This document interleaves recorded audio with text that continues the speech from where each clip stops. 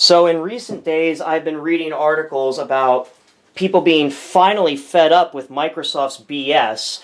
As you could probably tell, people like Nathan Lineback have been warning us about this stuff since the 90s. But this was a fun little joke that I used to do on the school computers, was to set the IE default homepage to the infamous Nathan Lineback Internet Explorer is evil, which you can clearly see still works perfectly fine in the worst version of Internet Explorer 6 here. I also used to love to go over to Nathan's rants, and it looks like the last time Nathan updated this was August 27th of last year. It's now January the following year.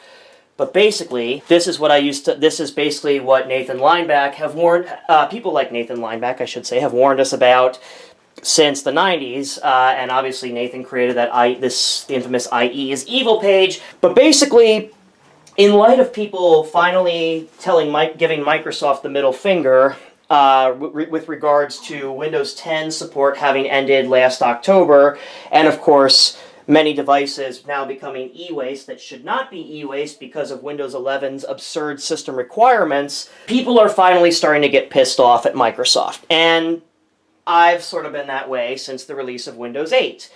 Ever since, because in my opinion, Microsoft has not made a good operating system since Windows 7. Windows 10, honestly, I didn't really care. It was like good riddance to me when support ended. That's why I didn't even make an end of support tribute video like I did for Windows 7. And I didn't even do that for Windows 8 either, because it's like, we hardly knew ya.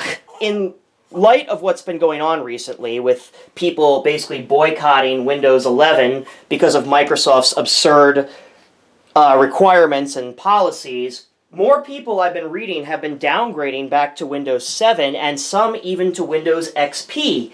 And I know that V Westlife, yep, referencing him again, another fellow New Jerseyan, did a video, I want to say about a decade ago. I think it was around the time he made the 10-year anniversary video on the ThinkPad X60, which this year will actually be its 20th anniversary.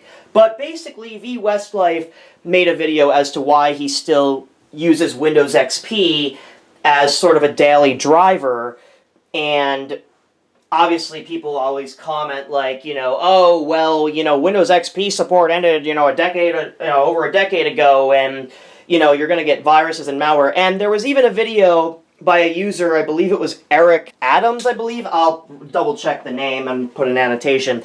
But he basically said, like, this is why you shouldn't run Windows XP in the modern day. And yes, is it a security risk? Yes. But basically, there are ways to help keep older operating systems, legacy operating systems, safe and patched, mostly safe. And again, this is not exactly going to be like a tutorial or a class on how to do it. This is just generally what I do to stay safe on my legacy computers that do connect to the internet, that run Windows XP, Vista, 7, and I don't work with 8 because I don't deal with Windows 8. So this system I have here is the Dell Dimension 4600C, which I recently re-imaged because I finally did find a physical copy of Windows XP Media Center Edition 2005 that has the proper drivers for my IDE to SATA adapter. So as you can see, I was successfully able to install it here, even though it contains Service Pack 2. Just somehow managed to have the right drivers. Don't ask me how it worked. But I fiddled around with it, and long story short, I got it to work. So now I've got a base XP install here. Really, the only thing I've done is reinstalled my copy of Office XP that was seen in a previous video. I'll put a link to that up in the cards.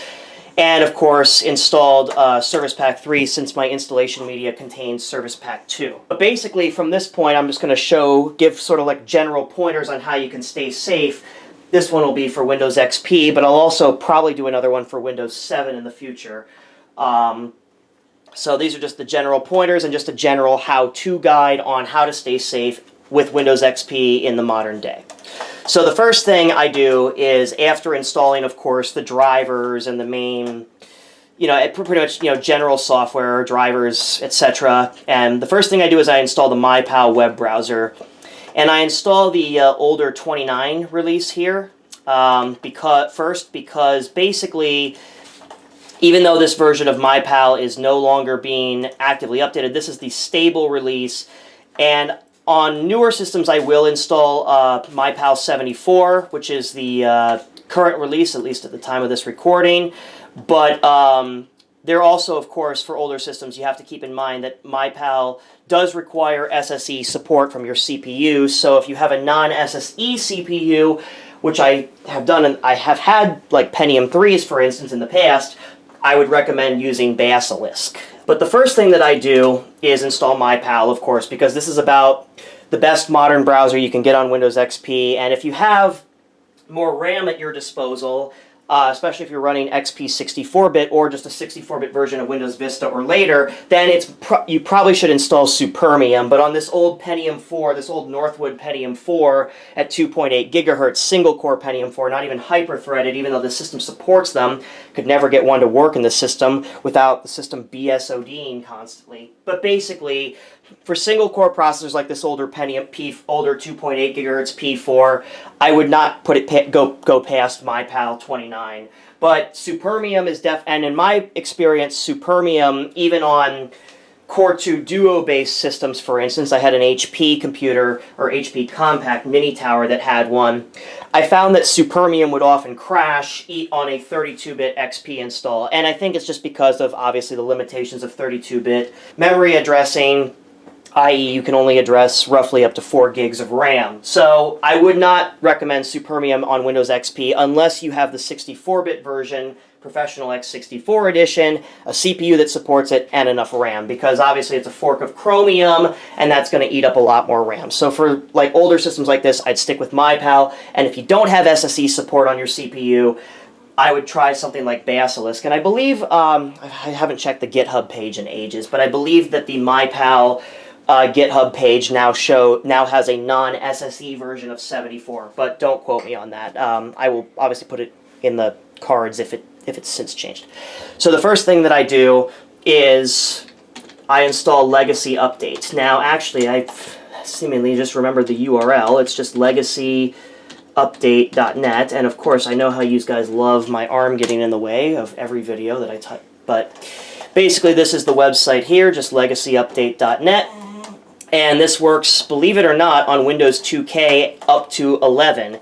Yes, even on the current on Microsoft's current operating system, which sucks, pretty badly. Believe it or not, Legacy Update does in fact support it. But what I do is I use it mostly on my Windows XP and Vista machines. Now, this is very important here, what I just did, and it says it on the website too, but you'll need to right-click, go to Properties, and hit Unblock there, because of course, Windows XP doesn't have UAC, User Account Control, but that's basically its pathetic excuse for it. I usually just use the default updates here. I used to do the Windows Embedded POS Ready 2009 updates, but I don't recommend that, especially if you're running Windows XP Media Center or Tablet PC Edition, because I have done this on Media Center and Tablet PC, and it can screw the system up quite badly, to the point where you'll likely be needing System Restore to undo the damage. Professional and Home Edition, I haven't had any problems doing this, but I believe it even says here, please note that Microsoft officially advises against doing this. I'll zoom in on that. But yeah, and for Media Center Edition and Tablet Edition XP, I agree, but as far as Professional and Home Edition, I've heard it's still, I don't even use the unofficial Service Pack 4 anymore, which is the other thing I was going to mention earlier, but you know how my video styles are with its stream of consciousness stuff. Although now I'm sort of becoming more like V Westlife, speaking of which, jump cut commentary. This is the first thing I do after I install the latest service pack for the operating system. In the case of XP, unless you're running Professional X64 Edition, it will be Service Pack 3. Now, the other thing that I do as well, after installing Legacy Update, is I don't initially let it check for updates as it's doing here. And as you can see on this P4, this thing is, pretty bogged down. So one of the first things I like to do after installing Legacy Update is to immediately update Internet Explorer to IE8. And the reason I do this is because IE8, obviously, IE6 for one thing, is the worst version of Internet Explorer known to man or woman, and Internet Explorer 8 is actually the final version of Internet Explorer that Microsoft made compatible with Windows XP. Fun little story I'll add is I do remember back when IE9 was first coming out and Microsoft was basically shaping the future of Internet Explorer. I remember that I was trying to install IE9 on my father's then current Lenovo ThinkPad X61 tablet, and unfortunately when I reached the download page for IE9 I got an error page basically saying because you're running Windows XP you're out of luck. And it said that you need Windows Vista or Windows 7, which were because Windows 8 was not, Windows 8 had not yet come out at that time. So just a fun little story while Internet Explorer 8 installs here on Windows XP. Actually, another fun story I have regarding Internet Explorer, despite it being the worst browser known to the world, is on the school computers, especially when I was in middle school and high school.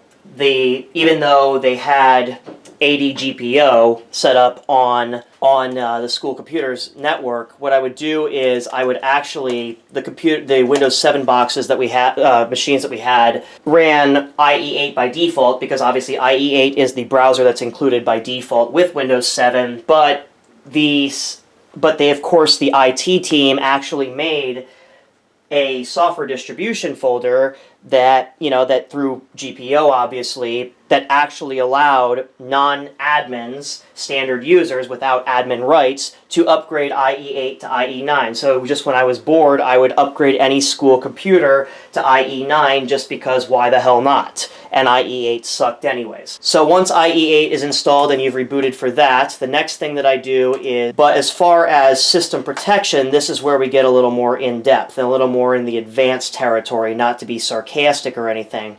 So the first thing that I do is I head over to the control panel, and the first thing I always disable is remote assistance and obviously remote access. So obviously you don't want remote desktop enabled at all, and you also do not want remote assistance enabled either, because both of these obviously use, especially RDP, port 3389. Anyone who takes their A+ or Security Plus exams knows all about port 3389, aka Remote Desktop Protocol. And of course, it's obviously obsolete and insecure, so good riddance, basically. So the next thing that I do as well is I go over to Add or Remove Programs, and I go to Add Remove Windows Components here. Now from here, what I will do is I will uncheck the Internet Explorer icon. This doesn't actually remove IE from the system, but it just removes the icon. Also, I look under Networking Services and make sure, especially like peer-to-peer, RIP, Simple TCP/IP, and Universal Plug-and-Play are all disabled. I also uninstall Outlook Express, Sonic DVD and CD burning. I forgot about that. Of course, the root certificates that Legacy Update drops, but also I disable Windows Messenger because these are just completely unnecessary and I have no use for these at all.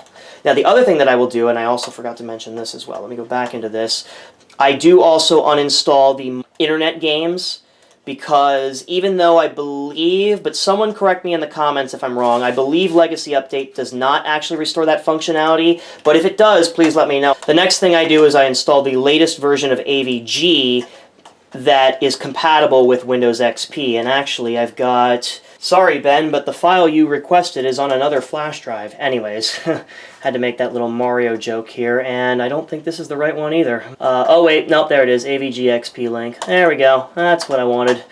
Anyways, so the next thing I do is I actually have to put this link in because AVG's website won't let you access the site on old versions of MyPal, which are obviously Pale Moon based. So what I do is I have this link copied into a Word or rich text document. It's technically rich text, but since I have Office XP installed, I'll just open it up in Word, just for show and tell, I guess. But I use this link to download AVG 18.8, which is the latest client that is compatible with Windows XP, also the offline installer. Now, just because this is an older version of AVG 18.8, the client can't be updated. The good news is AVG, as of the time of this recording, does still provide definition updates for Windows XP and Vista users. Now on Windows 7, you can actually, and up obviously, you can actually run the latest AVG anti-malware client, and you don't have to worry about obviously getting, worried about compatibility issues and whatnot.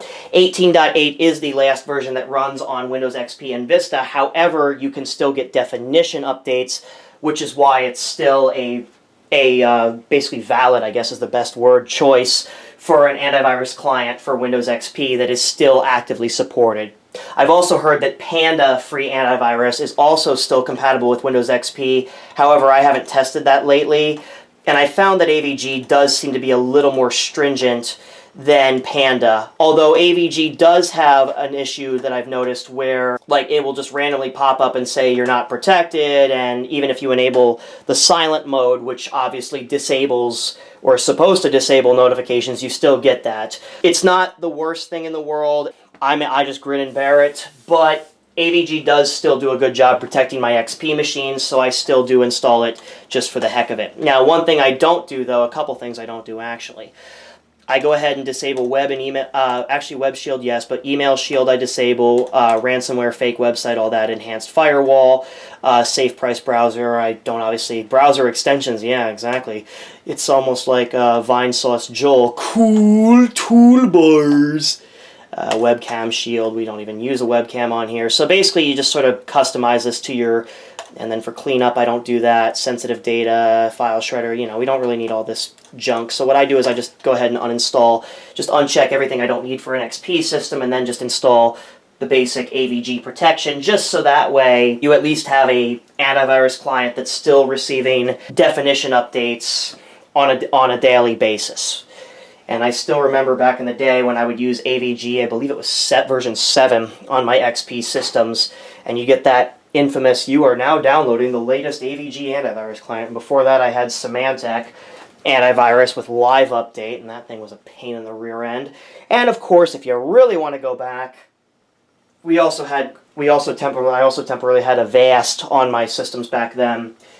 Wasn't that great when that woke you up, when that alarm submarine alarm woke you up in the middle of the night? It's like, caution, a virus has been detected. What other thing I do is I go into my any network adapter properties. This goes for Wi-Fi, this goes for pretty much anything, and I disable file and printer sharing for Microsoft networks, because the reason is because because unlike Windows Vista and later, this is especially imperative if you use Windows XP or Windows 2000, because Windows 2K and XP use CIFS, which is SMB version 1.0, and we all know that modern SMB shares, unless you're running Windows Server, I believe it's 2K8 R2 or earlier, will simply not allow CIFS support unless you manually enable it via Server Manager. But you really don't want to enable it because it's suicide. Because it's security suicide for your network. So that's the other thing I do in Windows XP is I disable CIFS just completely. Just go into every active NIC, or even the NICs that can be active, that could possibly be active in the future, and I just shut off CIFS supports because it's not secure. For Media Center Edition, I install K-Lite Codec Pack, or the latest release that works on Windows XP Service Pack 3, because this obviously not only installs the necessary decoders and codecs needed to play DVDs in Windows Media Center, but it also, allows the same. It does the same for Windows Media Player as well, which is another upgrade I do regardless, is upgrade Windows Media Player to version 11, which is the latest version that will run on Windows XP. What I will also do on XP systems is install the latest version of VLC, which does still support Windows XP, if you could believe that. But VLC does still support Windows XP, so I also download the latest version of that. So I'll go ahead and grab those installers, and I'll just do that off camera. Okay, so it's been several hours because I was installing one boatload of updates after the other, but basically the system is now fully patched, officially, with Windows XP patches, although, there are still the WePost patches, but in my experience, putting those on Media Center Edition have been absolutely disastrous, and also with Tablet PC Edition. But one more thing I wanted to point out is under folder options, especially after disabling CIFs, make sure you disable use simple file sharing. And I've already added the OEM info back in. Yep, you know I've got that saved on a flash drive. Although, since I don't remember the original Dell support numbers, and they're not still active, well, at least most of them aren't, I decided to be a little humorous with my little support window here, and yes, I realize that's not a valid vanity number, but well, yeah, and that's not a valid vanity number, but you know what? I figured, dude, you're getting a Dell, come on. Actually, I think the dude you're getting a Dell guy actually went to prison for, I think it was, marijuana possession or something, but I think he got in, a lot more legal trouble, too. Fun fact about the dude you're getting a Dell guy. I think his name was Ben, too, which is the worst part about it. So, please note, I have absolutely nothing to do with that guy. I am not Ben, as in, dude, you're getting a Dell, and I smoke weed and go to prison or whatever. Anyways. Alright, so basically, yeah, and then obviously I've also customized Windows, to the way XP, to the way I like it. But other than that, this is generally how I stay safe on XP. Oh, apparently, what crashed? Okay, well, what crashed? Software update Microsoft.NET Framework. Oh, well, geez. Estimated transfer on a 56K. Oh my god, okay. Yeah, because I was, .NET Framework updates. Can't live with them, can't live without them. Yeah, those things always freaking fail. It's even worse on Windows Vista and up, because then you encounter the dreaded failure configuring updates, reverting changes, and then it takes 9,000 years to revert all the changes. I actually had a Windows 7 system back when Windows 7 was still actively supported by Microsoft, and yeah, it literally had 200 updates, got to 99% configuring, then said failed, reverting changes, and I was so pissed. And it took 2 hours to revert the changes. Anyways, so, but as you can see, CPU and RAM usage are normal, no shady processes running. So, this is basically how you stay safe on XP, well, as safe as you can. And again, remember, this is not a class or an official tutorial. This is just what I recommend and what I do personally to keep these legacy operating systems as secure as possible in the modern day. Because obviously, yes, Microsoft is not officially patching these anymore. Of course, you can always find unofficial patches for these legacy operating systems. Again, it's the old days of YouTube, you do this at your own risk, sort of ordeal. I actually did install MyPal 74, and I actually take back what I said earlier about MyPal 74 not running well on the P4, because believe it or not, it actually runs better than 29 rather. Yeah, so there's 74.1.4, the latest. The current latest stable release of 74.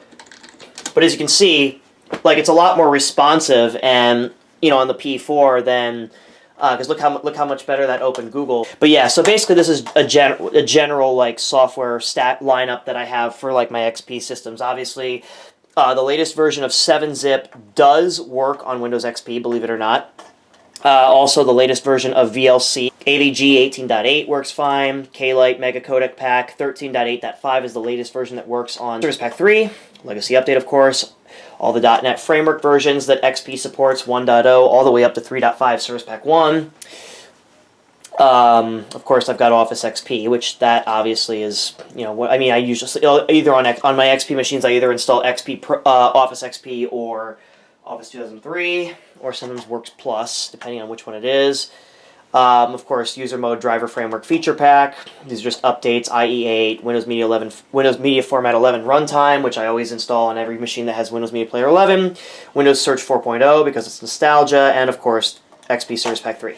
Again, this is not foolproof, and I am fully aware of that. But this is basically how I do it. Very similar process with Windows Vista, Windows 7, and I don't go past Windows 7, because, like I said, Windows 8 can kiss my ass, and Windows 10 is crap too, and 11 is even worse. So, as Nathan Lineback would say, and actually I forgot I removed the IE icon from, but there's still a way we can get to Internet Explorer by simply clicking on Legacy Update here. But we are not going to do that. Instead, we're going to go to our home page. And this right here, folks, should say it all. Actually, I think I forgot that Nathan actually made this too, if Windows 8 were a car. Can't wait to get behind the square wheel of my Windows 8 mobile, zooming around in my thud, thud, thud Windows 8 mobile. And it's just like the Canadian car from that South Park episode where, where Ike's Canadian parents take him back to Canada. And what I love down there, yeah, because we gotta love Nathan's humor. Yeah, and he's been doing this since the late 90s. Nathan Lineback, ladies and gentlemen. I agree with him. Like, sometimes I thought, like, he was a little crazy about being anti-Windows, but as I got older, because I was just a dumb kid when I was first introduced to this site, but as I got older, I'm like, oh my god. And I'll be telling my son that, who is probably going to need me pretty soon, because it's almost his bedtime, but yep. Well, actually, I actually do have other videos planned for this year, obviously, but yes. And actually, it looks like Nathan, yeah, he definitely has updated his GUI gallery for Win 11 again, because I don't remember this from before. But anyways, take care, and I will probably be making a future video on similar concept of this, just with Windows 7, because it's basically the same thing for Vista, because Vista has about the same support level without its extended kernel. Yes, I do. That was the other thing I wanted to add. I do realize that one core API exists for XP to run modern software on XP. Personally, I choose not to. I like to keep it more authentic. However, I might do that in the future when it becomes a little more stable. But yeah, and I know Vista has an extended kernel too that basically allows Windows 7 and up apps to run correctly, or mostly correctly, on Vista, because Vista obviously is just Windows 7 was an incremental upgrade to Vista. But yeah, just wanted to point that out too, that yes, I am aware of one core API. But anyways, yeah, if you enjoyed the video, thumbs up, subscribe if you want to see more. See you later. Bye.